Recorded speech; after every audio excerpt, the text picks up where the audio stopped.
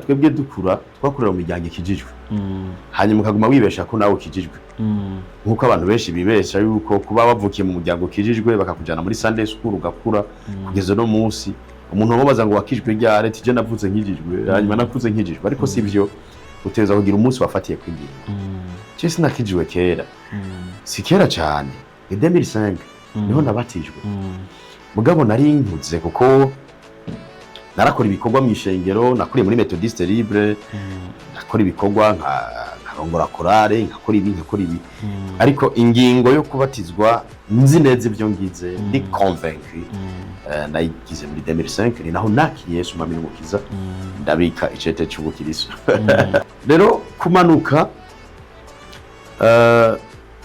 narabesha umuntu ko nje kumuramutsa mbwa mu mutwe mfise ko ntazosubira ruguru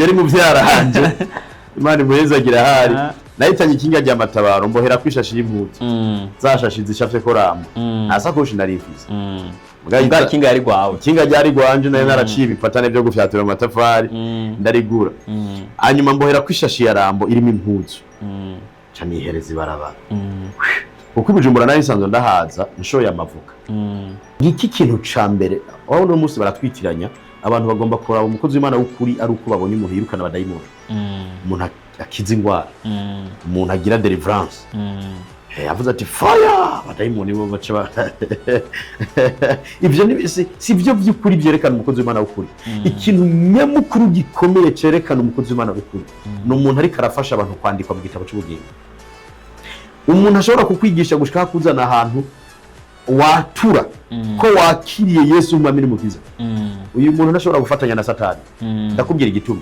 none garo wanje ndaguhaye akazi amaje ndakubwira ubutumwa wowe bwa nkagu biherenye umbwiye biri pratique biri pratique we duhuye ukubititse ndakuguranya umutahe naho bamake umbwiye ati mukozi w'Imana ntiza desami ndayaguhaye kumugoroba nje ndakwicarika ndagukubisa ubutumwa bwiza uranka kubwaki gute mugaduhuye ari je ndakubwira ati ruwanje ntiza desami wayangurana twahura mu ndwe hagati nka nangura kubwira ubutumwa uvuga ati yo ni system yo kubwira sinda kwishyuza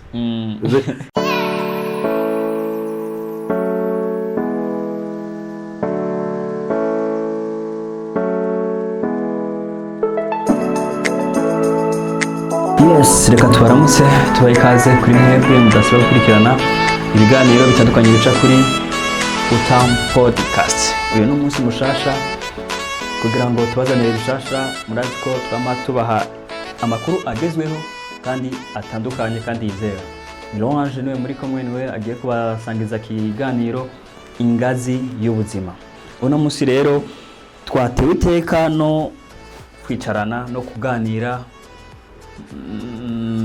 n'umukozi w'Imana, businessman, umwanditsi w'ibitabo, umuririmbyi, abadamita tete, tout travaux, byose ngera bishoboye.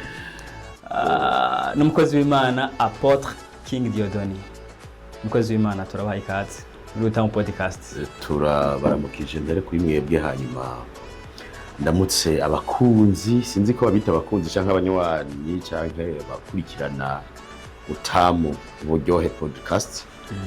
Turabahaye mwiriwe canke bwakeye bivanye naho ikiganiro kigushikiriye. Turabahaye ikaze kandi murakoze cyane. Yes, agiye kudusangiza inkuru canke bimwe bigize ubuzima bwe kuko ni izina rifite ico rivuze muri kino gihugu, ni izina ritari ryo ryose kandi rimaze gusaba canke rimaze gusabwa ibimazi binini kugira ngo byubakwe. Nico gituma nibaza ko wari kuradukwirikirana uza gukuramo ibintu byinshi cyane, uza kwiga ibintu byinshi cyane mu buzima bwawe kugira ngo umenye byinshi utaruzi cyangwa umenye amabanga menshi utaruzi. Nivyo barabazi umukozi w'Imana ariko ndashaka gato bavuze King Diodoni Apotre umuntu atabaza umuntu ababonye ibya mbere ninde mu majambo make biragoye kwidondora umuntu akubonye ijya mbere mugabo King Diodone umwana w'Imana icyo nico cambere cyo guherako kuko abandi matitira za kuza mu nyuma ni nayimihamagaro mugabo King Diodone n'umwana w'Imana akijijwe yakuriye mu muryango ukijijwe, hanyuma inyuma y'igihe runaka ariko aranigana aremera umuhamagaro w'Imana wo kugira ngo azane abantu kuri Kristo, ariko cyane cyane afashe abantu ko amazina yabo yandikwa mu gitabo cy'ubugingo, akaba ari byo King Dieudonné arimo cyane gusumba ibindi, kuko ariyo mpamvu yo kubaho kwanje. Ibindi byose rero biza biherekeza uwo muhamagaro. Mugabo rero mu mwidondoro wanje uko babivuze, umuntu duhijya mbere biba bikwiye ko amenya ibintu byinshi. King Dieudonné arubatse n'umugore umwe kandi nkunda cyane, n'abana 4. Hanyuma nibaza ko ivyo bikwiye kugira ngo umenye King Dieudonné, bisigaye nshaka byagurira atari banga. Yego, mwavutse ryari? Kuko biraryoshe ko turiko turavuga umuntu bamenya imyaka afise kugira ngo bumve koko urugendo amaze kugenda ngene rungana. Ko ari ibintu twamenye ko bigira abantu imyaka 60, ari twamenye ko bigira abantu imyaka 70. Yego, atari banga. Mwashitse kuri no kibazo nibaza ko kibarije mu cameraman kuko aciye atwenga cyane. Yaragishashaye. N'abantu benshi bifuza kumenya ryari navutse, nateguye kuzo bivuga muri uku kwa gatanu itariki 27 azuba ari anniversaire yanje. Ku rubuga rwanje nzo posting itariki navukiyeko. Rero ariko ndi mu myaka iracari mike ya 35. Yes, turindire uwo munsi tutiganike shika. Nzovuga amasaha, umva ni myaka namaze kubivuga. Okay. Mwamaze kuvyumva, mwamaze kumva rero mwabitahuye cyane. So urugendo rwashira rubandanya gute? Ndumva uravutse amashure, ndashaka tugende bukebuke. Okay. Ukuvuka kwanje kwabaye mu buryo bw'igitangaza nisunze ntahe mama yashingi. Mama yambwiye yuko igihe navuka hariho ivuriro navukiye ko hariho babona ibihe duhitiyemwo muri kahise, n'abadakuze cyane baravyibuka yuko higeze kubaho ibihe igihugu ciganzirwa n'ibintu by'amoko, uretse no munsi Yesu yatabaye Burundi. Mama yambwiye ko igihe navukiye ku ivuriro aho hari abaganga, uvutse uri mu rundi ruhande baca bagufyonda ukaburagiye. Rero mama yambwiye yuko igihe navuka umuganga yahora bigira yikanguye asanga namaze gusohoka, hanyuma ngo acaramubwira ngo umwana wateza kuzovamo ikintu kuko ngo ivyari kugenda uko twabibonye.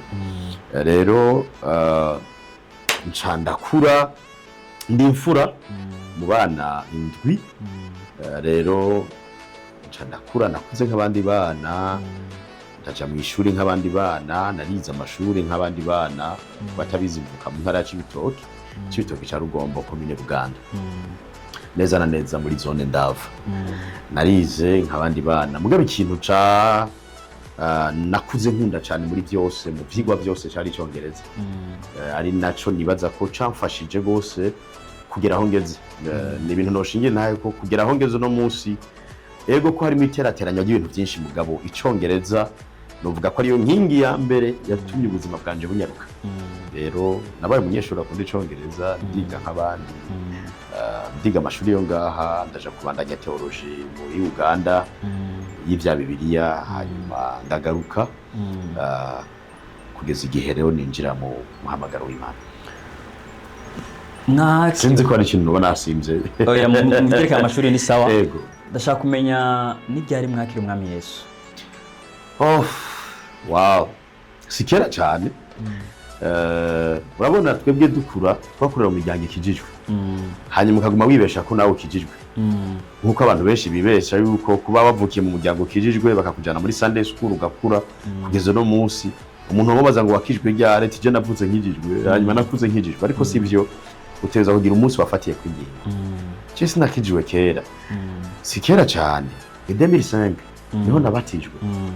Mugabo nari nkuze kuko narakora ibikorwa mu ishengero, nakuriye muri Methodiste Libre, nakora ibikorwa nkarongora korale, nkakora ibi. Ariko ingingo yo kubatizwa nzi neza ibyo ngize ndi convaincu nayigize muri 2005 ni naho nakiriye Yesu umwami n'umukiza ndabika icete cy'ubukiriso yego nivyo muri abakozi b'Imana nabo umukozi w'Imana atamagawe n'iryari byabafashe gute n'iryari Imana yabahamagaye byagenze gute mwari hehe wow ibyo umamagaro wanje biratwenza kuko namenye ko icyo nzoba nkiri muto biciye muri mama kuko nababwiye mama yari umunyamasengesho amaze kuba umunyamasengesho yarambarira icyo Imana yamubwiye kuri jewe ariko icyababaza nuko yabimbarira niyo twashwanye canke nk'iyo nagwanye abana bana hari igihe twava ku ishuri twagwanye ugasanga narakunda kugwana sana ngira ngo Imana yari yarabonye yuko nzoza ndagwana n'abadayimoni kuko ni gake nava ku ishuri ata muntu nakuye amenyo nta muntu aje bazanye muhira natabuye ishati mama rero iyo baje kundega abavyeyi bona kubise bazobona hagaze ku muryango ati izo nguvu uri kurakoresha ugwana burya uzozikoresha uri kuravuga ubutumwa bwiza kuko Imana yabimbariye ikiri mu nda kuzoba umukozi w'Imana rero aho nari mpereye ku kwishura byari natanguye kubimenya natanguye kubibwirwa nkiri umwana mama yarabimbarira uzoba umukozi w'Imana uzoba umukozi w'Imana ikindi gihe narakoze ikosa riramubabaza aho kunkubita acaja mu mafungo y'iminsi 3 aguma abwira Imana ngo wa mukozi w'Imana wambwira arabe ibyo ariko aragira ategezwa kuba umukozi w'Imana rero nca nkura ndabizi ico nzoba mugabo narabitinya nawe nyine naramwishura ati ivyo bintu ntavyo nzojamwe kubera iki nakuze mvukiye mu muryango Kenya hamwe nkabona papa na mama bose nabakozi b'Imana hama haguma niyumvisha nuko biri kose iyi Imana uyikoreye ukitaba umuhamaga cuba umukene ubona abandi papa na mama barakiri biba ari ibintu bibabaje kuko mama yarafise ingabire yo gukiza abagwayi abantu bakaza kumuraba muhira bagwaye akabasengera n'igihe twamara nko muhira ukwezi dufise abantu baguma baza bakararaho naco bazana none umuntu aje gusengerwa reka nashikanwa ni naco cambabaza ahubwo kubera ari gihe wazubona nka saa moya z'ijoro ku ruguru twicara ku karago gasanga papa yaksumye akanyamu ukazobona saa moya z'ijoro haje abantu batatu bagwaye bakabishikira musha bakabusekeza ubugari nkibaza ngo ntibigwaje kugira barye ncankura ico gicapo cyuko gukorera Imana ucukena kuko wazomba ngo tuzohembwa tugeze mu ijuru nibyo twakuze twumva tuzohabwa impera mu ijuru navuga nti nyamba tuzohabwa impera mu ijuru nkihenda nanje nkitwa umukozi w'Imana nzoca mba umukene mu bintu vya mbere vyatumye nka kwepa gukorera Imana n'ubukene nakuze mbona muhira rero numva umenga nobwira mama nti iyo Mana naho yakubwiye ko nzoba pastori yibwire jewe nikorere business hama nzoshigikira ibikorwa vy'Imana nzohamahera abapastori bavuga ubutumwa nubaka amashengero jewe ntabirimwo agutinya kukena hanyuma rero n'ubuguruguru bwinshi no narakoze nabukoze kubera ayo majambo mama yambwira ko nzoba umukozi w'Imana numva nshaka gukora amafuti kugira ngo Imana ntizompamagare naho rero nagenda ku ishuri nkahongora amenya abantu ku buryo mvuga ati Imana indavye irabona ko ndiya Imana ntama nzozivuna kugora abavyeyi tunagira twinshi natugize maze kuguma numva ayo majambo ko Imana ikirampamagara mugabo kwari kwihenda ni nka Sawuli bibiri ivuga ngo yarika kubita ibigere ku mihunda ntushobora ku Imana yaraguhamagaye igufise ku mugambi nta na kimwe wogira ngo ibivemo inyuma renda varuguru ndamanuka Bujumbura ja mu bundi buzi nk'abandi bantu turashaka kumenya kuva ruguru kwawe kumanuka Bujumbura ngene vyagenze tumva ko mwakuriye mu muryango Kenye je navuye ruguru n'ikinga ry'amatabara nari nateye imbere nakoze ibiraka naguze ikinga hanyuma ubuzima buriko buraguma mwari mwahejeje ishuri ntiyari bihere ivy'amashuri nabanje kubitangeze mu mwaka w'icumi amashuri nagiye kuyabandanya ari uko ndose amafaranga oya ndashobora kwirihira ndihire n'abatoyi bana ni naho nacenja guheraheza n'ibindi byose rero kumanuka narabesha umuntu ko nje kumuramutsa mbwa mu mutwe mfise ko ntazosubira ruguru yari mu vyara hanje Imana imuhezagira hari nahitanye ikinga rya matabaro mbohera kwishashi y'impuzu zashashi zishafye ko rambo nta sakoshi nari mfise bwa kinga yari gwawe kinga ryari gwanje nayo naraciye ibipatane byo gufyatura amatafari ndarigura hanyuma mbohera kwishashi ya rambo irimo impuzu cyane ihereza ibarabara kuko Bujumbura nayo isanzwe ndahaza nshoye amavuka nararangura amavoka muci kayamanukana ugasanga mpetse 280 nanje mpimi 45 ukabishikana baye mu cibitoke abivana mu cibitoke nkabishora ku kiyange mu buterere nkongera hakanyaga ikinga no kuvuga ngo ico gihe naho ari kuntera urushinge kunyo ntigwari kwinjira kubera gukanyaga ikinga kubera gukanyaga ikinga mu nyuma rero ko nari ndahazi ndamanuka amaranyakira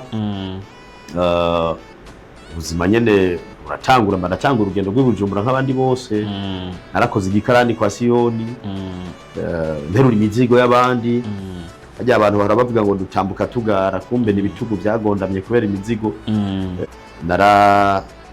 narakoze ubuzi bwo mu nzu ariko umanutse washikiye mu Buyenzi kwa muvyara mugabo haragera igihe mu buzima wirondeza ukava ha ukaja ha ukava uko niko kuzi Bujumbura kwanje kwatanguye akoze ikarani kwa Siyoni nubu ninjiye barabakarani banzi twakoranye nubu wonje misoko kwa Siyoni akabaza umukarani yitwa Gasederi baramuzi baranzi kandi bazina ko mu gikarani Gasederi yari mugenzi twakorana kwa Siyoni tero umuzigo imifuka 5 y'umuceri byaba ari 200 ugakubita ku rutugu ukajana ku modoka y'umubosi ugasanga guhaye 2000 n'ubuzima nahereyeko hanyuma nja muri karate mugabye byose ndabijamo ndiko ndakwepa umuhamagaro abantu je negezwa kwirondeza ndonke nyene ndonka amafaranga nigisha amashuri batoyi banje uko vyaragora abavyeyi kuturira minerval nigisha amashuri batoyi banje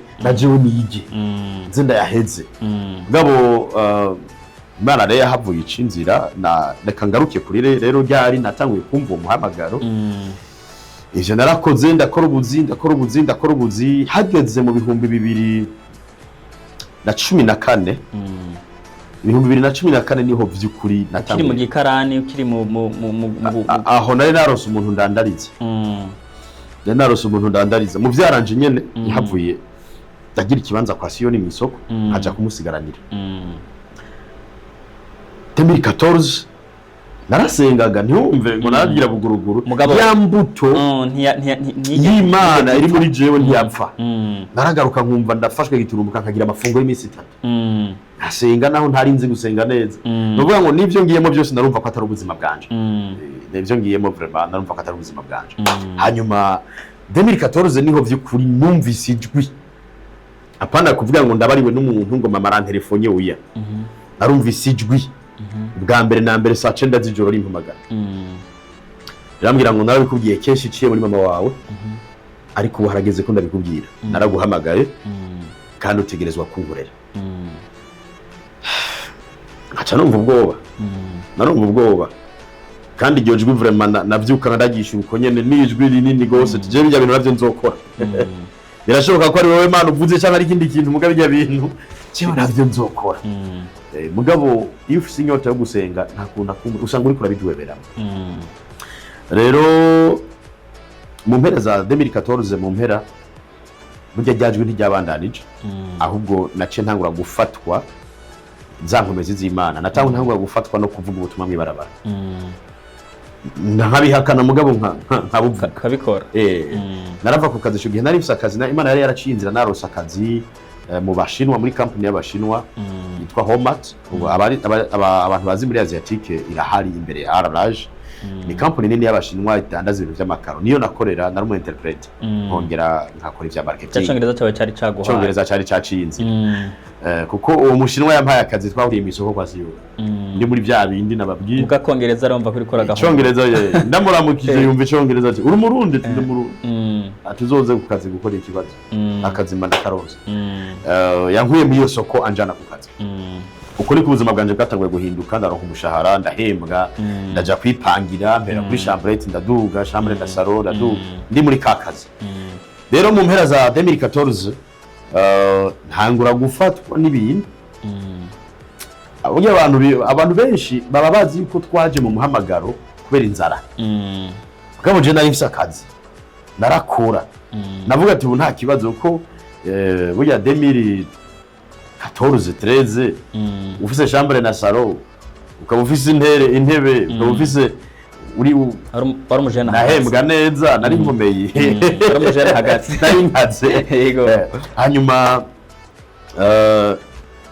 ntangura gufatwa n'ibintu nkahembwa ku kazi ntashe ntarashika muhira nkaca ngenda mwibarabara kuvuga ubutumwa yamahera nkaca ndayahereza abakenya nakunda guhagarara kuri OK Bazar abantu benshi baranzi nari mfise akamoto kadahinda electrique katanuyitoro rechargeable naragaparika nkaca ndagaragara hejuru nkatuma bajya abantu basega mwibarabara ati mpamagarira abantu nka 50 ubabwire baze ndabaha amahera burya mu minota 5 babona bagwiriye umushahara rero mfise wa 300,000 nkawuvunja muri 5 canke 2 yari menshi yari menshi nkaca ndayadistribua nkavuga ubutumwa abantu bakakira Yesu nkaca ndabagabira amafaranga mugabo nakije moto ntashe nkavuga ati je ndakomeye none inzu nzoyiriha iki nzojya gute Imana igacinzira ukundi kuntu muga ngeze muhira nkumva ndababaye vuga nti bya bintu by'ubusazi byaramfasha ko nabona ko abantu baje kuvuga ubutumwa mwibarabara arabasazi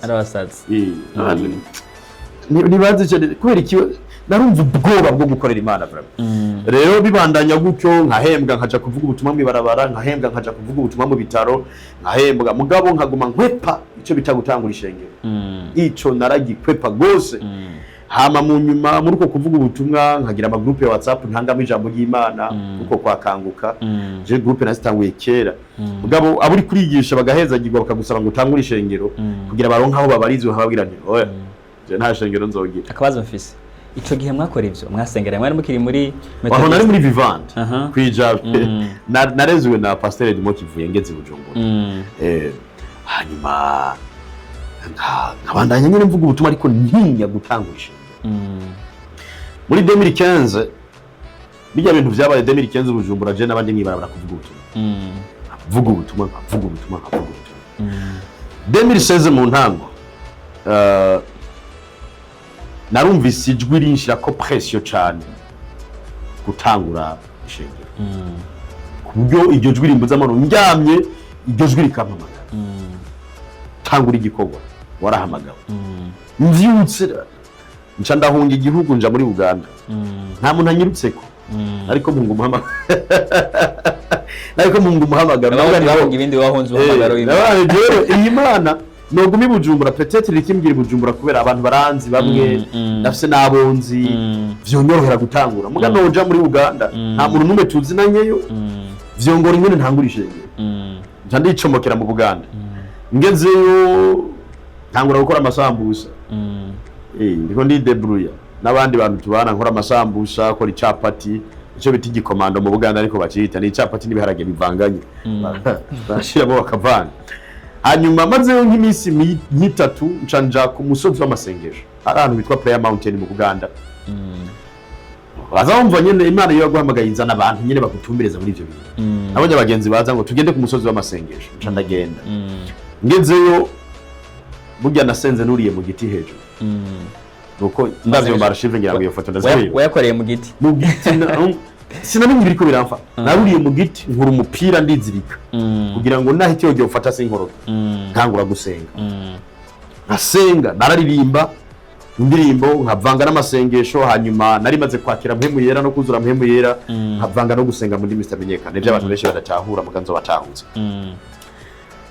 icyo joro narayeyo hejuru mu giti biga mu gatondo uri mu giti wiboshe hejuru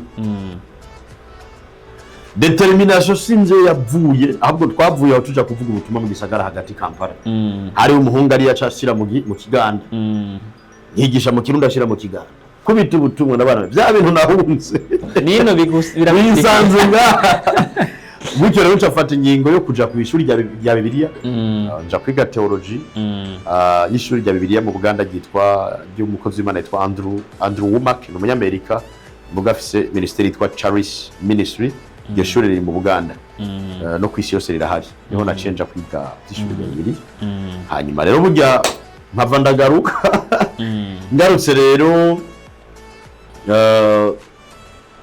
na jengira mariage ncantegura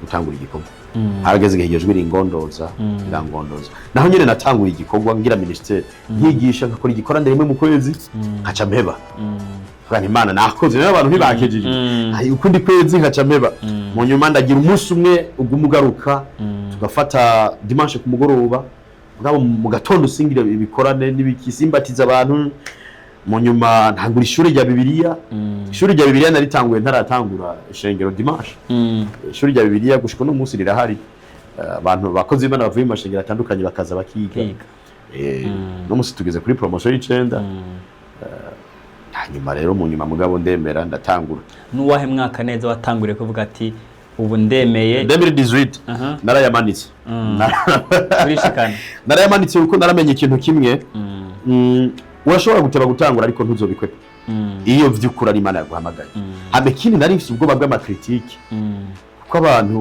ibujumbura kenshi iyo utanguye igikorwa abantu bavuga ko utanguye kubera kurondera amahera jewe nari navuga nti ndafise akazi ndahemba ndafise ivyo nkora nari naratanguje societe ya transport nkakura imizigo mu Bushinwa igashika bajya baja kurangura nabapakirira mu bwato bikava Chine Dar es Salaam Bujumbura uvuga amahera narayaronka nari mfise amakontra mugabo nkategura ibikorane nkashiramo ya mafaranga yanje nkakora ibikorane kugeza rero igihe nabuze nti Imana ndemeye ngomba ko umanigana nkayona ndemeye cyane ndatangura rero igikorwa gushikira umunsi gihagaze nasubiye inyuma yego ndashaka mu dutahuze ico gihe cyose wari office umuhamagaro w'Imana wari office ibindi bikorwa ukora yego vyaroroha kumanaginga ivyo bintu bibiri kumanaginga umuhamagaro no kumanaginga igikorwa byose bikadugira cyarimwe ikintu gituma ibintu bikorohera ni impamvu ni motivation ituma bikora narumva neza ko ntashobora kuba umukozi w'Imana ntafite ivyo nkora kubera yuko umukozi w'Imana adafise ivyo akora bisozera bimugoye gukorera Imana yorohewe ari naho ubukene bushobora kuba kubita benshi ugasanga barahinduye message bahawe n'Imana kugira ngo barabe ko hari icyo boshikako rero narumva neza ko nyamba Imana iri kirampamagara ni navyo nabwira Imana nyamba uri kurampamagara jewe umpezagire muri business nzi wanje kugira ngiye gukorera Imana singende mvunika niteze ko igikorwa cy'Imana aricyo kizombeshaho ariko ngende ahubwo muye n'ukenye mu ishengero no mufasha niyo determination nari mfite ivyo vyampa gukora cyane ntibiba vyoroshe wambaje ati byoroha oya ntibiba vyoroshe namba kuko nuno munsi nivyo nkora nuno munsi nkora business ziwanje ku ruhande hama nkabivanga no gukorera Imana ivyo rero ntivyoroha ntivyigeze vyoroha n'ubu ntivyoroha mugabo ku muntu abazi icarondera arabishobora ugabanya umwanya wo kuryama ukagira determination kazi wagaheza ukaja kuri Bibiliya ni yahe message Imana yabahaye ngo muze gushikiriza abantu bayo ugize neza cyane burya jewe message zanje zose uzosanga ndiko ndigisha namansozera ndiko ndakwegera abantu gusenga fise message imwe burya abantu benshi nuko usanga usanga bagomba kwitiranya ibintu burya ntidufise message zitandukanye gose kuko burya mission ni imwe mission ukuzana abantu kuri Kristo kuko n'ubugombe bw'Imana ubugombe bw'Imana nuko abantu bose bakizwa bamaze gukizwa bakamenya ukuri kw'ijambo ry'Imana rero nta muntu yo kwaduka ngo afise ikindi kintu special gitandukanye n'ico mission ni imwe uretse ko tuyikora mu buryo butandukanye muri diversity rero jewe nahagurukanye iyo yerekwa nyene yuko tuzana abantu bose kuri Kristo bagacika abana b'Imana ariko apare y'ivyo abamaze gukizwa rero burya nibo jewe nkorera ko cyane sindi umu evangeliste gose je suis un apôtre ahagurutse abamaze gukizwa kuko akenshi uzosanga abantu bakizwa bakaguma ari bebe spirituel ari abana mu gakiza ntibigere bamenya amabanga y'ivyo bwami rero jewe uza gusanga nyuma yo gukizwa umuntu ndamuzana ahantu abaho ubuzima bw'imhembe akabaho intumbero yatumye Imana imurema kuri inosi mission rero nabivuze ni imwe nukuzana abantu bose kuri Kristo ariko vision no kubona abantu bose bakijijwe bakura mu gakiza kugeza igihe bagaragaza ico Imana barondera ko muri inosi turamaze kumva abavuga yuko apotre aba ari umuntu amaze kugira amashengero menshi abarabivuga n'igihe tandukaniro hagati turashaka kumenya isiguro y'ukuri kuri ico bita umu apotre. Murakoze. Aravuga ngo nta bajene baba apotre, mu apotre nibo baramaze kugira amashengero nk'atanu agenda arashinga. Birasaba ko muzoza murababaza iyo babisomye. Izo ni structure z'amadini. Ni structure nta na hamwe muri Bibiliya ivuga ngo kugira ubwo mu apotre ufite amashengero 5, 6, 10. Nta na hamwe. Nta na hamwe muri Bibiliya bavuga ngo kugira ngo mu apotre ufite imyaka 2. Nta Bibiliya yose kuva mu itanguriro maze kuyisoma inshuro zirenga 3. Kuva mu itanguriro gushaka mu byashore Yohana. Nta na hamwe ivyo bintu bibaho. Na insiguro ya vrai y'umu apotre kugira ngo abantu bayitahure bisaba yuko babanza gutahura no mabango yose uko ari 5 uko akurikirana. Dusanga mu banyefeso igice cya 4:11 avuga ngo bamwe yabahaye kuba intumwa, abandi abavugishwa, abandi abagira kuba abavuga butumwa, abandi abagira kuba abungere, abandi abagira kuba abapasitori, nako abigisha b'ijambo ry'Imana. Na utahuye zino ntoke zitanu utahura umuhamagaro wose cyusigura ntotahura intumwa gusa udatahuye yandi mabango. Urukumu ni intumwa, bamwe yabahaye kuba intumwa, les 5 ministères. Intumwa n'urutoki rutera ikidodo. Intumwa iratanguza amashengero nivyo, ni implantation, ariko intumwa irashira ku ikidodo kuri message. No kuvuga ngo uza gusanga nico gituma nta muntu ashobora kuba intumwa atagize rencontre divine. Intumwa z'amashengero ahubwo naho wahuriye n'Imana. Utegereza ko ufise témoignage aho havuganiye n'Imana. Uno musi turabisa abantu bafise amashengero menshi muga atari intumwa. Arabavuga butumwa bavuze ubutumwa hanyuma amashengero aratangura. Mugabo uwo mubaza mu rugendo rw'iwe n'Imana yoba yibuka umunsi yumvise ijwi audible, yabonye yerekwa aho yakuriye n'Imana, ntaho yarakuze mu ijambo ry'Imana hanyuma atangura kwigisha. Intumwa rero igikorwa cayo ni gushira kwe kidodo, urukumu rutera ikidodo, urukumu rugatangura. Eshito muhuye n'intumwa y'Imana ya vrai uri mu bihe by'ibibazo arashobora kugusengera ibihe bigahinduka kuko yarahawe ububasha bwo gutera ikidodo. Aca hakurikira abavugishwa. Abavugishwa ni urutoki niko rutanga direction. Burya umuvugishwa n'Imana ajejwe gukosora. Burya ndakugize gutya simba ndiko ndakuramutsa. Manyana ndagukosora. Ndagukosora. Kandi rugatanga icerekezo. Umuntu umubajije ati ndangira hanaha kugira ati fatiye inzira uja hakoresha runo rutoki. Uru rutoki nabavugishwa batanga direction. Iyo uri kurahuba Imana ikakubwira iciye mu kanwa k'umuvugishwa ati kora gutya. Ihane, ihindukira. Uru rutoki ni nago ukoresha uri kurihaniza. Ntuzusubire. Sindakubwira ngo ntuzusubire. Ndakubwira ati ntuzusubire. Ni urutoki rw'abavugishwa. Hakurikira urutoki rw'abavuga butumwa. Ni rwo rurerure muri zose. Abavuga butumwa n'aba evangeliste n'abantu basohoka kuzana intama zazibiri. Intumwa irashobora kudasohoka nk'uvuga butumwa. N'abadusanga mu ibarabara. N'abadusanga mu misozi. N'abadusanga umuvuga butumwa ategezwa gusohoka kurondera intama zazibiri. Nico gituma ari urutoki rurerure. Aca hakurikira urutoki rero rw'abungere. N'urutoki ruri kw'impeta. Umwungere arongora ishengero. Impeta ni ikimenyetso cy'urukundo n'isezerano. Umwungere aramenya intama zose aho ziba. Nk'ubuje ntiwombaza abakirisiyo babo. Sindi umwungere. Zendi ntunga ndaza nkigisha nkasengera abantu nkitahira. Muga nka mishengero turafise pasteur. Uyo ndamubajije nti ujya baheye. Arazi umukirisiyo wese aha. Umukirisiyo agwaye umwungere ategerezwa kubimenya. N'urutoki ruri ku mutima. Burya urutoki umutsi wagura bandanye ku mutima. Nico gituma ari urutoki ruja kw'impeta. Nisezerano. Umwungere ategerezwa kumenya ati umukirisiyo niko amazi imisi asiba yahuye n'ikibazo gito. Akaja kuraba cyangwa ahamagara. Burya umwungere aramenya iyo umukirisiyo akazi kaheze. Muraje ivyo wowe ntavyo roshobora kumenya. Mba ndahantu ndiko ndarondera message. Urutoki rwa nyuma rero abigisha n'urutoki ruto rwa nyuma. Urutoki rushobora kwinjira mu gutwi rugakura ugutura. Abo n'abantu bafise ibango ryo kwigisha ijambo ry'Imana. Gaba abandi bariko bararisigura wumva nyine yageze yagakurayo n'udukuru gutwi twahora dutuma tumva ijambo ry'Imana. Vora nibaza ko ari uko muri izo nzira zitanu umuntu ashobora gutaha. Turangiza nyene muri ivyo turamaze kumva ko hari abantu kumva tangwa ari mu evangeliste eje ari mu prophète tangwa ari mu pasteur eje ari mu apotre be izo no urashobora kuva ngaho gatarukira ngaha canke bigahindagurika. None turashaka gufashira abantu bariko baradukurikira biva ku kuntu umuntu agitangura umuhamagara bataritora. Birabaho umuntu akaba ataritora kuko urabona ikintu cyo kumva ijwi ry'Imana kiri bizarre. Imana hari ukuntu Imana yiguhamagaye itakubwira amaherezo yose. Ikubwira ati genda ndi kumwe nawe. Ni kuba Imana ubiravye mu gitabo cy'Itanguriro igice ca 12, Imana ihamagaye Aburahamu. Yamubwiye ngo va mu nzu yaso. Uvene mu gihugu cawe. Ugende mu gihugu Imana je wihora Imana nzokubarira. Mugabo ntimubwiye igihugu, imubwiye ngo genda nzokubwira uri kuragenda. Rero mu muhamagaro hari Imana ikubwira ati haguruka. Tangura. Akandi karoro nobereka ni igihe Mose Imana imutumye kwa Farao. Imana ntigeze mubwira yuko bizogorana. Imana amubwira ati umviriza genda ndi kumwe nawe. Imubwira n'ibitangaza azogira ati niwagerayo Imana uzokubita inkoni hasi. Imana ntigeze mubwira ko nabo bazoshira hasi inkoni zihinduka inzoka. Iyo processes Imana ntiyikubwiye. Imana ikubwira ati genda ndi kumwe nawe. Hari igihe Imana ikubwira ikakubwira igice cyiyugiye. Amutanguye kumva umenga uyu muriro wo kuvuga ubutumwa bwiza ndi umu evangelist ukiyita evangelist.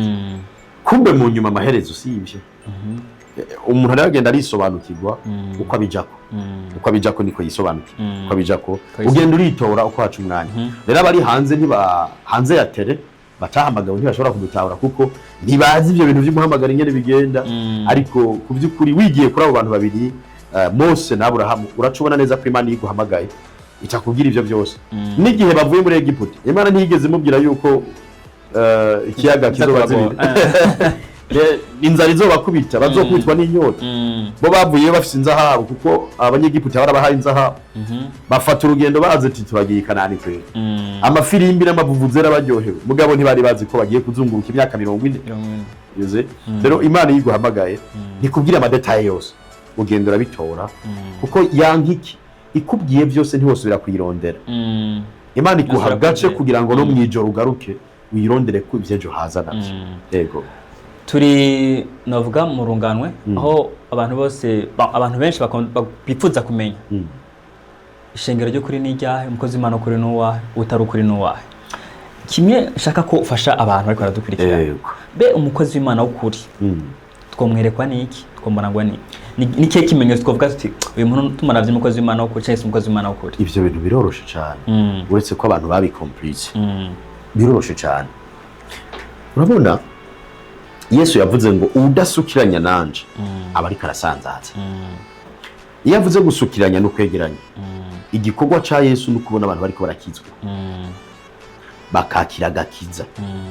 Ngiki kintu ca mbere aho no munsi baratwitiranya abantu bagomba kuraba umukozi w'Imana ukuri ari uko babonye umuntu yirukana abadayimoni. Umuntu akiza ingwara. Umuntu agira deliverance. Yavuze ati fire abadayimoni bo baca ivyo ni si byo by'ukuri byerekana umukozi w'Imana ukuri. Ikintu nyamukuru gikomeye cerekana umukozi w'Imana ukuri no umuntu ari karafasha abantu kwandikwa mu gitabo cy'ubugingo. Umuntu ashobora kukwigisha gushaka kuzana ahantu watura ko wakiriye Yesu umwami n'umukiza. Uyu muntu ntashobora gufatanya na Satani. Ndakubwira igituma. Satani ntakeneye ko abantu bakizwa. Akeneye abo bazojana mu muriro. Ukuvuga ngo umukozi w'Imana akorana na Satani ntajana abantu aho bakira Yesu umwami n'umukiza. Abagumiza mu ndemeshanyo akabigisha ibindi byose. Muga ntazana abantu aho bakira batura ko bakiriye Yesu umwami n'umukiza. Kuko birivuga ngo nimwaturisha kanwa yuko Yesu ari umwami ukizera mu mutima yuko Imana yamuzuye imukuye mu bapfuye uzokizwa. Na Baroma 10:9. Murongo wa 10 uvuga ngo kuko umutima ari umuntu yizeresha akaronka kugororoka kandi akanwa akaba ari ku muntu yaturisha akaronka gakiza. Uwo mukozi w'Imana jana abantu ahantu batura ko bizeye ko Yesu ari umwami ko yapfuye akazuka ku bwabo hama bakongera bakatura ko bamwakira umwami n'umukiza. Uwo muntu abafatanije n'Imana. Kuko igihe cyose Yesu yarigeze kubabwira abantu bariko baravuga ati wewe ngira gukoresha n'abadayimoni mbere urimo umukuru w'abadayimoni. Arababwira ati no way none noba ngorana na Satani nkagaruka nkasambura ibya Satani. Ati ubwo bwami bwiwe bwo babwiciyemo kabiri. No kuvuga ngo umukozi w'Imana azana abantu ko bakira Yesu bakatura ko bamwakiriye nk'umwami n'umukiza mu buzima bwabo. Uba wari ukuri. Nabo hari umuntu muntu acavuga ati none kumenga bose bavuga Yesu. Hari akandi kantu ko gufasha. Ba Yesu ni benshi muri nose. Nuba ugiye muri ville ntubura baje zimari. Ba Marie Jezi. Ntubabura. Ariko Kristo ni umwe. wasizwe kandi azananye amavuta yiwe ukazobona uyu muntu yemera na Bibiliya bivuga ngo uwatura wese ko Kristo ari Imana aba afise impembo yavuye ku Imana. Rero abavuga Yesu nibisanzwe mugabo ukaza kumva umuntu avuga Kristo ntaba yabihijuriye n'inyama n'amaraso mbaye Petero haba ariho umuhembo w'Imana muri we. Nta muntu yemeza umuntu arimo abadayimoni ntavuga Kristo avuga Yesu gusa. Umuntu arimo umuhembo mbi ntavuga Kristo avuga Yesu gusa. Ariko urimwe mu nkembo niwe avuga nka Petero ati uri Kristo umwana w'Imana nzima. Rero biroroshe kumenya umuntu akoreshwa n'Imana urabivye ibintu bibiri avuga Kristo avuga Yesu Kristo cyangwa avuga Yesu gusa. Ko Yesu arashobora kuba asanga ariko avuga mu buyenzi na Ismaili na Yosuwa ni Yesu. Ariko Kristo niwe Mana. Bivuga ngo nuwasize wazananye amavuta yiwe. Hanyuma icakabiri uraba nuko umuntu afasha abantu kwizera ko Yesu ari umwami n'umukiza ko yapfuye akazuka mugabo ntagarukiraho kuko ubuvyizera gusa aronka kugororoka muga ntabarakizwa. Twisunze abaroma umurongo igice ca 10 umurongo wa 10 nyene mugabo watuye ko amwakiriye nk'umwami n'umukiza abacitse umwana w'Imana. Umuntu yarafasha abantu kwatura ayo majambo bakavyizera bakongera bakavyatura aba ari kumwe n'Imana kandi abayahamagawe n'Imana. Yego cyane. Muri abantu bari cyane ku mbuga ngurukana bumenyi. Yes. Kandi bama bakrea attention ku bantu. Rimwe turabona mu vy'Imana, rimwe mu byo gufasha amafamiye, tusha utuntu twishi. Bigenda gutegura ushobore kujera ivyo bintu byose hano hose ukaburi update. Wewe niyo wahamagawe n'Imana. Abantu benshi nuko gusa batabisoma uzabona abantu mu commentaire ngo ugisha ijambo ry'Imana n'ivyo bintu bireke. Kubera iki mudasoma ivyete Paulo yanditse? Paulo yarandikira abikorine abahanura ku busambanyi akandikira abanyefeso akandikira abigalatiya ati mwarasubiye inyuma akandikira no kuvuga ngo abatisalonike akandikira Timotheo kuvuga ngo Paulo yatusha indumwa ya vrai itusha madomene yose y'ubuzima. Vuba muri societe aho baye uravye aho abantu batari ko barigenza neza ugasanga ni mu bijanye na fiançailles bakora yo gatumbereza kuko intumwa itegerezwa kubisubira kuwa mutumye kuwa yitumye kugira ngo yakire icyumviro cy'Imana kubiriko biraba. Vuga mbonye abantu ivyo bariko baraba mu nsubira kuyampamagaye Mana niko vyari bikwiye kumera. Iyo ndose inspiration nshangaruka rero nkavuga uko vyategerezwa kumera. Abavuga ko buri kurondera gukurikirana nabo yareka hama bace bampiki uronka ababone benshi uronka aba followers bace bampiki ko twese tubizi ko mu Burundi Facebook idahemba baca baguhi no iyo mvire nibijya navuze nsanzwe no mu businessman ndakora business mfise agence dandaza amatike y'indege mfise societe igira transport Chine Dar es Salaam Bujumbura canke Chine Mombasa Bujumbura. Mfise societe yitwa Ronka nawe ubu ndiko ndatangiye ingurube mu ntara zitandukanye ku buntu. Nkagenda mu ntara nkagenda mu ntara nkaraba abantu bavuga bati je ndakeneye korora muga nta buryo mfise nkaguhingura ubukorora yavyara tugatora ibivutse tugacamo kabiri ibindi nkabiha abandi biyandikisha none ntanzara mfise akazo cangira none ndiko ndondera abantu bankurikirana ngo bantiki akazo cangira ayo mafaranga na mafaranga ava mu gikorwa c'Imana cyane amafaranga ava muri business akandi kazo nyene kashakaja muri ako igikorwa c'Imana kirahemba kibaho kira ndagisubitire neza yego umuntu akoreye Imana ahemberwa mu gukorera Imana cyangwa ahemberwa mu bindi bikorwa bya gukoresha amaboko yiwe ndavyishura byose Imana mu kuguhemba niyihitamwe ahica kuko Imana igomba kuguhezagira ntuyihitiramwe ahica mpere ku kambere waruvuze ati none ayo mafaranga yakura mu ishengero niyumva ko natanguye ishengero deja maze kuba nkora iby'iwanje naho bitari bwageraho bigeze no musi abantu banzi wo baza Asiatique ukabaza vire marketing nayikoze kuva kera ndondera abakiriye bazana imizigo ivuye hanze hanyuma abantu bari mwishengero wanje nabo barabizi ko ndumuntu akora cyane uvuga n'ubu duhejeje kino kiganiro ncanja mu kazi kandi sinkora akazi mpembwa ndikoresha ndakreya utuntu nkakurikirana ivyo mugabo acamenya ko mwijoro ndara ntaryamye ndiko ndasenga kugira ndondere message rero amafaranga ntava mwishengero ahubwo abantu babizi mwishengero ndatanga cyane n'igihe twagomba twubake hajya dusengera natanze imodoka yanje ya Nissan Edwards nari mfise Jeep nziza ndayigurisha kugira tuje kubaka urushengero rero amafaranga ndakora mu zindi business ahubwo nkayaza no gushigikira igikorwa c'Imana ni jewe ahubwo nkore burya mwishengero wotohoza uje ho mwishengero iwanje ona ko ndabivugira kuri kamera nta muntu andusha gutanga naho ibikorwa vy'Imana bikeneye amafaranga ni je nshiramo menshi gusumba abandi nk'ubu muci ari gikorane mbora nkora gitwara miliyoni 40 korane shitwa amahanga yose kuri Kristo nkaja kuri tele miliyoni 40 ukazireka kugira abantu bakizwe nta sponsor nta partnership handi imbere y'Imana sponsor ya mbere n'umufuko waje rero ariko hari ikindi waruvuze ati none gikorwa cy'Imana gihemba gute uhembwa kubera ivyo bikorwa mwishengero turabona abandi bakozi b'Imana atabindi bintu bakora nabo babayeho yego si bose baba biba kandi kuko abantu benshi baribihenda ngo urumva umukozi w'Imana atanakimwe akora aba ari umusuma oya Imana irashobora kuguhezagira ikiye mu gikorwa cyayo ndaguha karorero 2018 narigeze gusengera umuntu yari paralize amaze imyaka 8 ari paralize amugaye ari paralize ari hanze y'igihugu cy'u Burundi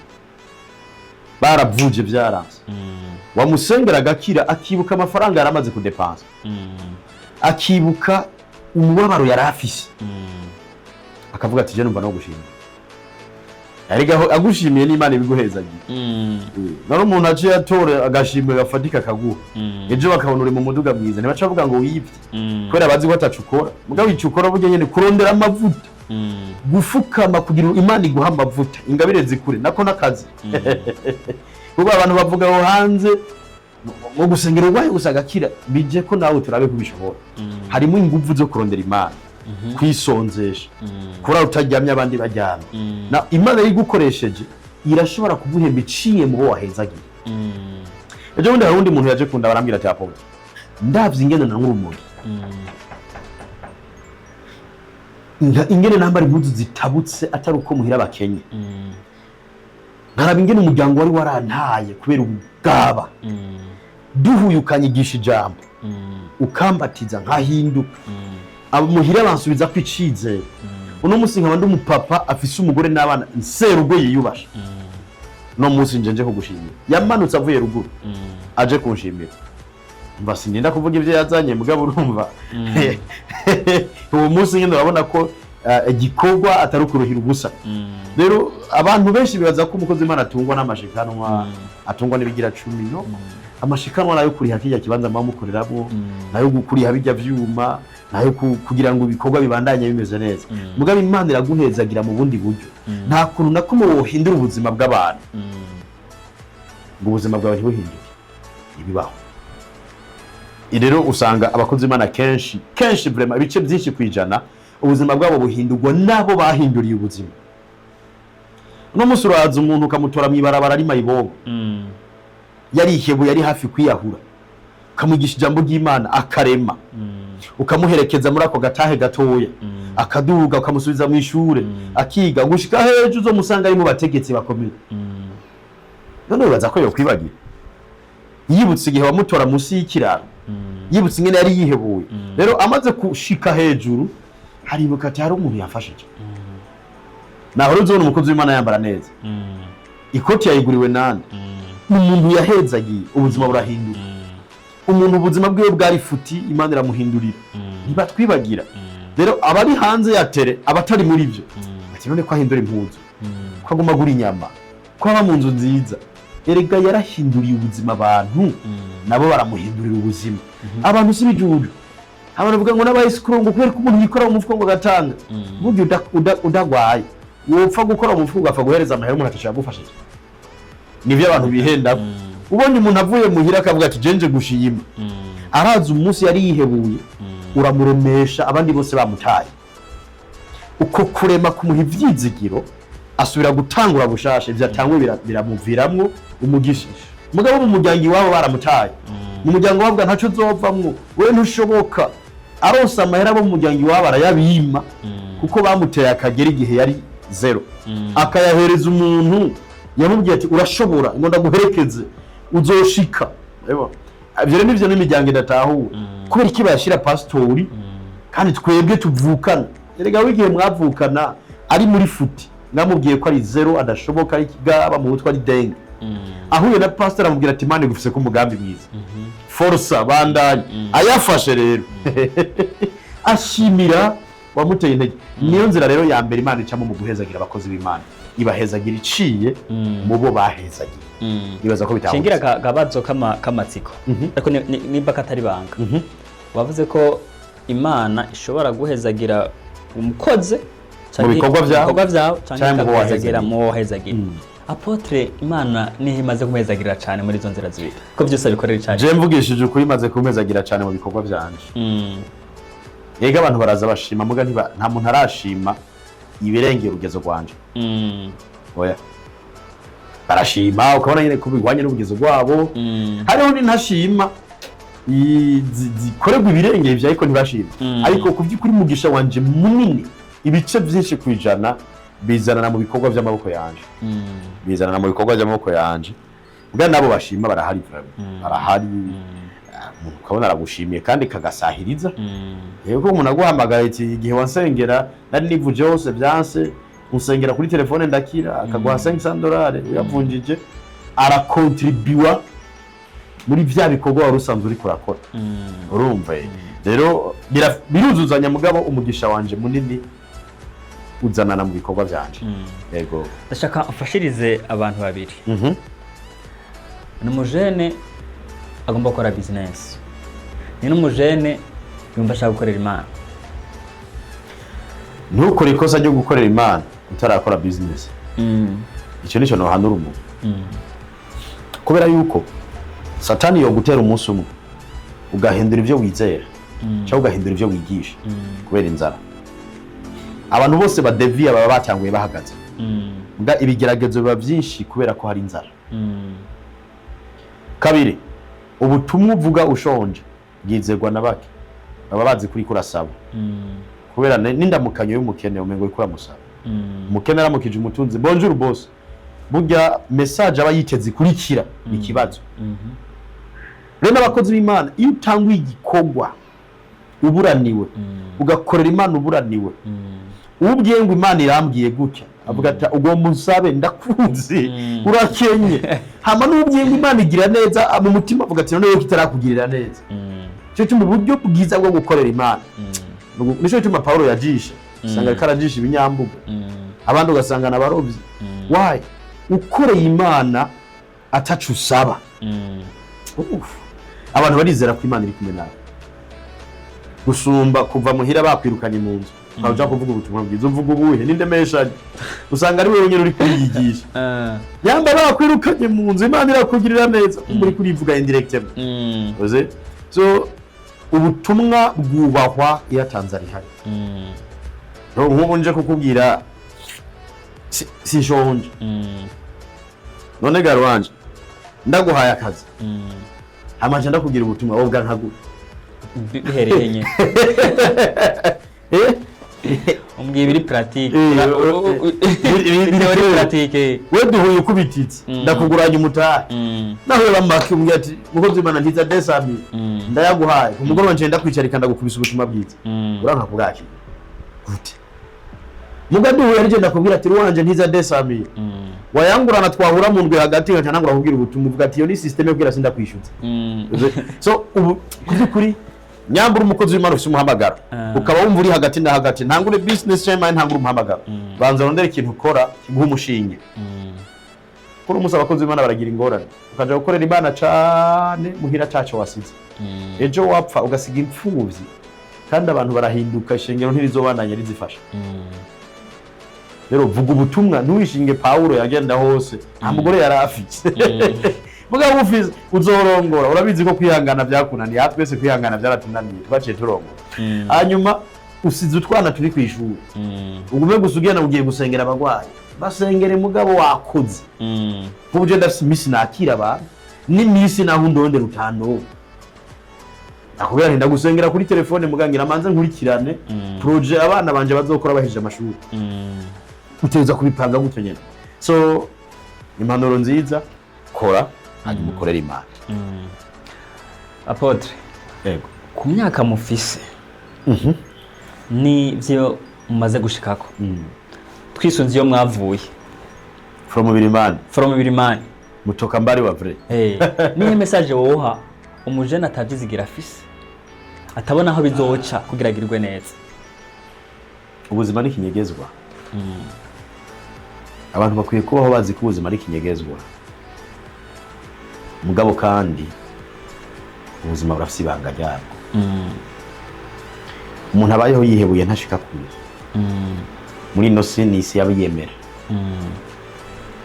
hawo navuga ati umukozi w'Imana uravuga gutyo yego umuntu atiyemera atiyumva ko ashoboye biragoye ko ashobora rituma naho ba waraye kugikarato musi y'ikiraro ukwiye kugikugumura mu gatondo vyutse ukavuga ati umugwiza atunga aravyutse ku buryo ni waja kudandaza isambusa ukadandaza ikaranga uzidandazanya ubushizi bw'amanga kuzova mu kintu uno munsi turafise abantu bafise ibintu bakora binabinjiriza wanashaka mu buryo buhayabaye mugabo abikora no kwihebura hanyuma umuntu yihebuye burya afise ubwoba atagira ivyizigiro ntiyigera ashika ku ndoto uzobaza abantu bose bashitse kure n'abantu kuva kera bamye babivuga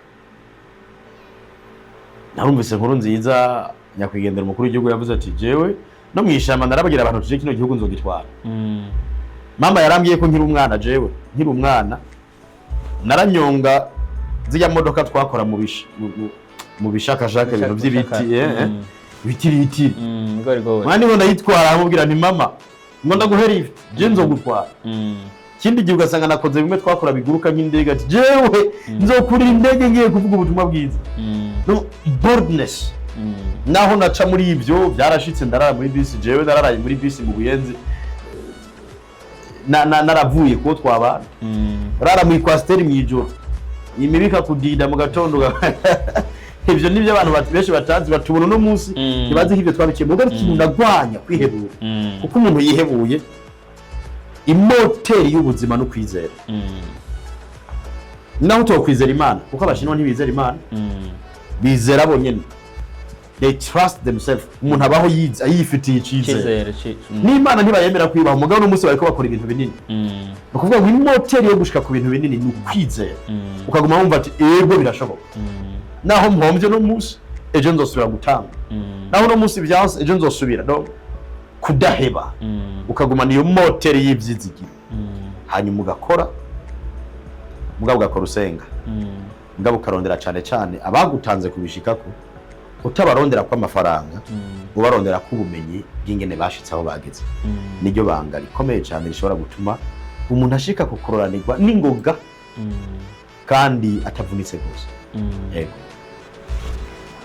niko kabanga kabazima na wadugiyeko ariko nashaka kubaza nakaye kabanga wibiki umuntu wese afise ibanga atabantu benshi bazi nk'urupfunguruzo rw'ubuzima bwiwe n'urugwahe rupfunguruzo usanzwe aho kibazo mbajije umgiye kwibaraguza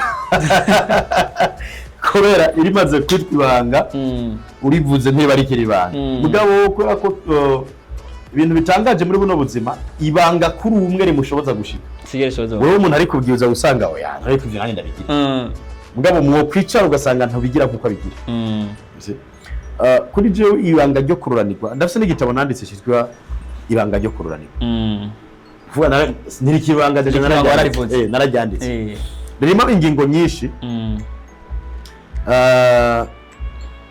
mugabo no wasomera nka zitatu zamfashije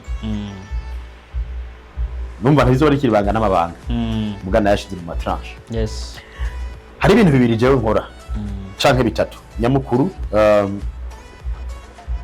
kugibanga rya mbere ryo kugira ngo ushike ku gutunga no kunezerererwa abandi iyo baruraniwe iyo utanezerererwa abandi Imana nawe ntiguhezagira kabiri kugira umwanya wo kwiyumvira wonda wita umwanya wo kurema abarundi tureokipe cyane ku buryo twiburira umwanya natwe nyine turaronka umwanya w'abandi muga twe tuwuronka wa anniversaire z'abandi turazijamwo baby shower bride shower muga umwanya wo kwicara kugira wiyumvire ntawo dufise turi busy cyane ku buryo tubura umwanya wo kwiyumvira hamiyo tugombye gusohoka turondera abo dusohokana aho kwisohokana burya umuntu wa mbere ashika kure n'umuntu yisohokana adasohokana abantu handi wicara ahantu ukagura ifa ukamara amasaha 6 ari wewe n'ikaramu na agenda kugira ngo urondere ivyiyumviro vy'uri kuraje kuko burya mu muntu hari ibintu byinshi muga iyo udafise umwanya ntibishobora kugusohokamo bisaba kurondera umwanya wo kwicara rero turi busy cyane n'amafilime na WhatsApp na Facebook na TikTok na Instagram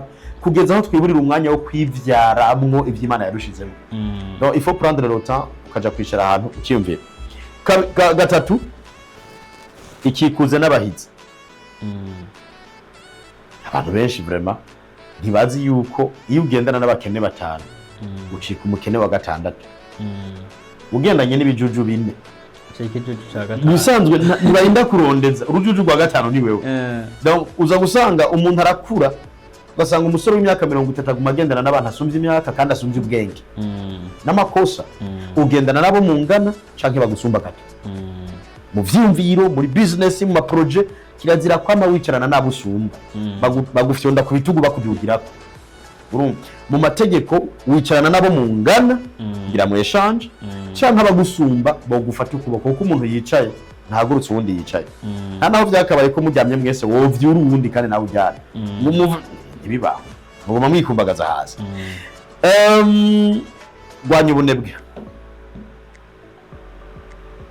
abarundi n'abanebwe kamana uharuye amasaha yonyene bajyamo birateye ubwoba hama amasaha bamara kuri telefone itari kirinjiza urazi ko umurundi ashobora gusubiramo stat inshuro zitatu yayiravye mu gatondo akayisubira saa 6 akayisubira saa 8 ukibaza donc turabanebwe biteye ubwoba umwanya atacufise ukora soma igitabo kugira wongereze ubumenyi umwanya utari kurasoma iyumvire umwanya ubuze icyo ukora rondera umuntu agusumvye ivyiyumvire urazi ko ngaha dufise abantu bakora dukurikirana mu kiganiro batazi gukoresha ordinateur kandi bafise abantu bafise ordinateur babagenzi ukabasanga ari muri film yogenda kwa nakati woburanyigisha Excel wogenda kwa nakati woranyigisha PowerPoint wonyigisha Photoshop wonyigisha Adobe Premiere Pro wonyigisha urumva umuntu akicara atabumenya afise mugaba ari karaba ibisusu kuri TikTok by'abakobwa ibisusu mon frère umuntu basanga ama megahertz ari mu bisusu agumaduza reka ndabakandi amasaha 3 kandi ayo masaha 3 yarondera umuntu azi kwigisha ibya ordinateur yari kuba afise ubumenyi iyo aja kwiga icongereza yari kuba afise amavokabulaire 10 mashasha urumva abantu wenda banebye bajya mu mwanya muremure adufise abantu benshi bajya amasaha 5 z'ijoro bakaca bavyuka saa 6 cyangwa saa 4 akigorora akaja mu mushushu ukibaza uwo muntu azova mwiki urumva ayo masaha yagabanye yo kuryama wemvestise umwanya mu bitabo wemvestise umwanya mu kwiyumvira no kwiga kurondera ubundi bumenyi ze dufise abarundi badasoma igitabo na gatoya kuvuga ubu nyene uwo babaza abamaze imyaka 5 bara presence igitabo nabo nyene ntibazi titre y'igitabo banditse nayibuka umubajije chapitre ya mbere ntayazi ari we yacanditse numva so nivyo mugabo hanini ziganya abantu barundi ntibaziganya cyane cyane abanyabujumbura nibabisesa bagura n'ivyo batategezwa kugura kuko ntibigeze bigishwa kuziganya ahuye n'ikirato ahuye n'ishati ahuye na ekuteri ahuye no kuvuga ngo amahera yavanye muhira aho kuyongereza ataha yayamaze kuko bagura nibidakenewe ivyo biraho urugomba ugure byari bikenewe kubiri kuzana ama esthétique utaragwiza amafaranga ico kirato cari gikenewe ugenda ugure timbarara y'ibihumbi 200 uguru rwato rwa sase nkandi mire ata muri yo ufise kuri konti donc ntibaziganya ahubwo barakonsoma bajya menshi gusomba yo binzitse umuntu arasohoka muhira yahura n'amagi ikaranga saa 6 ziragera ngo afungu ahuye n'imyumbati n'ibiyoba ageze kuranga 10 urumva ugasanga umuntu vraiment aguma akoresha amayinite mu gutelefona kandi WhatsApp ihari aguma ikintu cyo kuziganya ntibagira cyane cyane abanyabujumbura mugabo hanini biri mu kugura ivyo batategerezwa kugura abonye style wambaye nabagomba kuyambara kwigana umukobwa abonye ubundi yisukishije ijya model hewe ndangira urumva amafaranga yoziganije ngo ejo azokore business ayamarira mu nzira mu kugura ibidakenewe hanyuma ejo umubwiye ati hariho business ikeneye 5 miliyoni bayo jeno yakura mugura vya ya consoma iyo aziganya abafite miliyoni 10 rero baronka ama opportunity y'ama business batigeze babika na kimwe ngo bazokoreshe opportunity yo kuguruka igihe cyose utaziganya opportunity zamazuguru kuri muri mwe rero ziganya nige kuziganya novuga amabanga menshi mugamuzo ya bazoyasoma muri kino gitabo cyitwa ibanga ryo kororanirwa kirimo amabanga menshi yo gushoboza kugira ngo witunganirize imigambi yawe mbere ushike no ku ndoto zawe nibaza ikibazo cyanyu nacishuye yes maravyumva ariko aradukurikirana ko ibanga yari hishuriye muri iki gitabo yego turangiza nk'umukozi w'Imana kubaza ikibazo nk'umukozi w'Imana kandi nk'umurundi ariko arakora grateze imbere igihugu ciwe yego nihe ubona igihugu mu myaka 10 imbere niho ubona ishengero nko mu myaka 10 imbere cyo mu Burundi murakoze cyane igihugu cy'u Burundi mu myaka 10 imbere kizoba gihagaze neza kubera naho twako turavuga ibyo byose abajene bariko barakanguka mu misi yahera abantu bari ku kivi cyane bari abantu bakuze abatama twabita babikovongo ibimeneke bivise imboroko nyinshi rero no musi urabona ko abajene bariko barahaguruka hanyuma ikindi abanyabujumbura bari bahumirije buryo ugiye kuraba amaparasera meza n'amazu meza sayimvukira naye abantu bamanutse twimanukiye n'ikinga turafite ubwoba bwo gusubira ruguru ku buryo dupambana abanyabujumbura nabo bari bararamye mu bisigi rero urabona ubiravye neza bariko barakanguka kuko bariko barabona ko mu misiza ibujumbura hazobananira kandi barahavukiye baje kuba ku muzinda bavyumva rero uravye kanguro bariko barabayeveye uravye jeunesse ngene kirahaguruka urabona neza ko mu myaka 10 imbere igihugu kizoba gihagaze neza mu ruhande rw'ishengero mu ruhande rw'ishengero urabona ikanguro riri mu Burundi ku buryo dans 10 ans amakungu n'amahanga azobaza aje kwakira ubushobozi bw'Imana bujumba kuko ndamaze kuvyirabirako igihugu cyose ntumiwemo kwigisha bagumana amakenga ko n'abandi mu Burundi kandi si jewe gusa n'abagenzana ejo bundi nako ndigisha South Africa uravye nako ndigisha mu Congereza ukaraba ama revelation n'ingene abantu batahura ijambo ry'Imana oh god abantu baravuga ati no way ndamaze kwakira abakozi b'Imana benshi bavuye mu bihugu byo hanze baje kwakira message twigishaga ukacubira abaneze ukabona yuko biciye mu nzira yivuga butumwa akande karoro twobaha ni Kristo ndikumana uravye kangura ariko araturitsa mu bindi bihugu urabona neza ko nk'igikorane yakoze kuri ETS urabona abanyamahanga baje kugeza aho igihugu carinjije biciye mu matike y'indege kirunjiza biciye mu maviza rero mu myaka 10 iri imbere ndabona neza ko amahanga azozaraza mu Burundi aje kurondera Imana twatanguye ariko turondera Imana hanze ariko ubu amahanga ikaraza hazogera igihe kibuga c'indege ca Bujumbura cakira abantu benshi baje kuraba abakozi b'Imana muri kino gihugu ivyo rese kira dans 10 ans bizaba biriko biraba amaviza azogurishwa cyane igihugu kigende ngo biciye ku bushobozi bw'ikanguro Imana iriko irahagurutsa muri kino gihugu numva nobaza akano kabazo nubwo hero haragushengero kugira ngo rushobore gusunika igihugu mu iterambere hajya mu sanze ibintu abantu nuko batabiza atashengero nta gihugu kuko atamana nta gihugu kuva kera umwami wese yabafise umuvugishwa wiwe kuva na kera rero atashengero mbe murazi yuko reka ndabitange mu kararo koroshe cyane urazi yuko ubuzima iyo buzimvye abantu bakihebura bahunga igihugu abandi bakiyahura abandi bakaja mu ibarabara mu gihe wahuye n'ishengero umukozi w'Imana imitima yabo isubira gutuza bagakora batekanye ivyo ni ibintu mbere n'abategetsi kenshi batamenya yuko umutekano uri mu gihugu muri ku bapolisi gusa n'abasirikare burya ituze rirazanana n'indemesho ritanga nk'abakozi b'Imana umuntu yagira je mwibarabara akavuga akumva ko Imana izo bimukorera vuba izo bikora agasubira umuntu yagira je kwiba burya ubusuma ntibugabanwa nuko babafunga wanashaka barabafunga bakavayo bagasubira kwiba nyene. Ubusumwa bugabanya nuko abantu tubigisha ijambo bagahinduka bakamenya ko atari cyo cabageneye. Nayo ubundi ishengero ryo kugara burundu nk'akaba nko tubavuga ati twihameza atanu ishengero ridakora. Wabona ubwicanyi buba mu gihugu. None ko no musi dufata abantu tukabigisha ko kwicara icyaha. Yari yateguye kuja kurogesha wo bavukana akabiheba. Yari yateguye kwica umuntu akabiheba. Urumva kuko dufite abantu batagitinya gasho. Ati ndakwica nzofungwa. Umunsi umwe hazoza ikigongo cy'umukuru w'igihugu. Rero nawe ishengero burya rifite uruhara runini mu iterambere ry'igihugu n'umutekano mu gihugu kubera yuko ibintu abantu bamenya nuko abantu bose kwisi barumvira Imana gusumba abategetsi. Hanyuma rero cyumva yuko iyo umuntu hereje ikintu cyavuye ku Mana aracumvira nk'icyavuye ku Mana gusumba ibindi bintu. Ishengero rero rifite uruhara rukomeye cyane mu gihugu cyari cyose. Ubwo abategetsi nibo barababuze abakozi b'Imana bizera kuko bashobora kuba babonye ari ubusimbira hamwe kabura umwe aduka hejuru kugira ngo bishobora ari umuvugishwa mukuru asumba bishobora kubaho mu gihugu cyose kizanye ikanguro.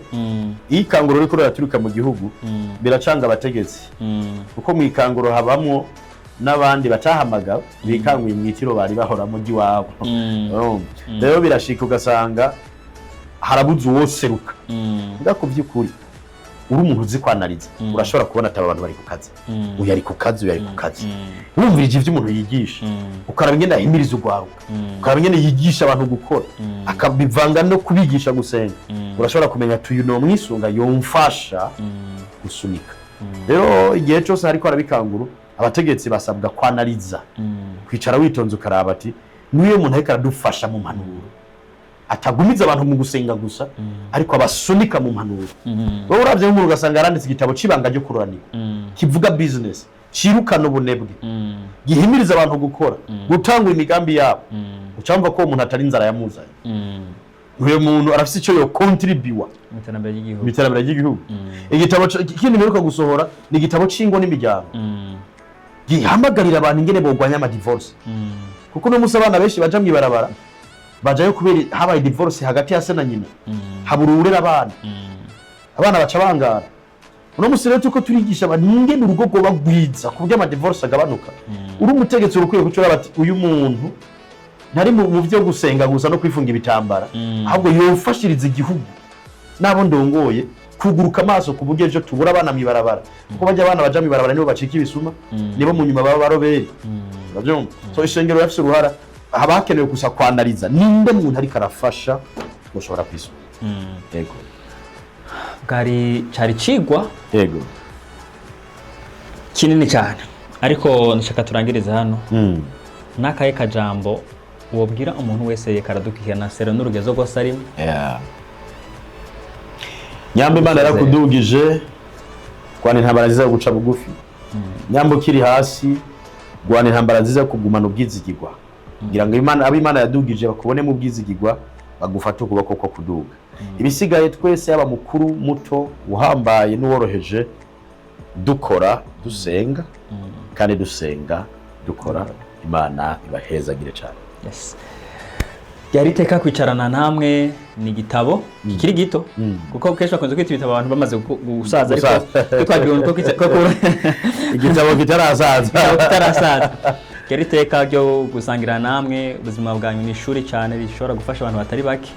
Makoze kuduha kano kanya apotre turazi ko mwafise amabanga menshi ariko nibi byari bikenewe koko mugira abo mufashije benshi cyane kandi twizera ko mwafashije benshi. Turabashimiye namwe kuba mwaratwimviriye ko hagati mu bandi benshi.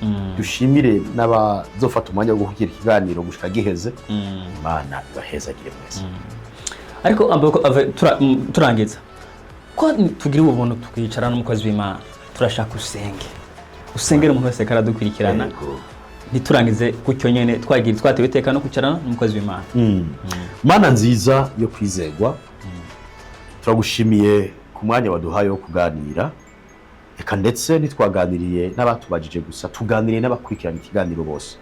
Rero turasengeye uyu ariko aradukurikirana yatakaje ivyizigiro bivanye n'ibihe yagiye aracamo mu izina rya Yesu Kristo wowe ukura ku cavu ukicarikana n'abahambaye ndamusengeye ngo bwa buntu wangirira kuko utaraheza kugirira neza abantu nawe ashikirwe n'ineza yawe mu izina rya Yesu. Ndasenga uyu muntu amaze gutangura ibintu kenshi bigasozera vyanse, ndamusabiye amahirwe ya kabiri kugira ngo incuro igiye gukurikira azatangure kandi atangure ivyaguka cyane. Biravuga ngo naho amatanguriro yacu yoba mato, amaherezo tuzokwaguka cyane. Ndasenga iwo vyagoye akizunguruka ko mu buzima, ndasenga iwo vyagoye akagerageza ariko ntibifadike, uyu munsi rino sengesho rimuherekeze, niyatangura bigwire, niyatangura vyaguke, niyatangura bikomere, uhezagira ibikorwa by'amaboko yabo. Ndabibatuye ko mu izina rya Yesu Kristo umwami wacu, amen. Amen, amen, amen. Yes, turabashimiye bakunzi ba Utamu Broadcast, mwe mudasiba kudukurikirana. Uwo taragira subscribe, tutarugira subscribe kugira ngo uzobe muri bamwe bama baronka ibiganiro bica kuri Utamu Podcast. Ciao ciao, ciao ciao.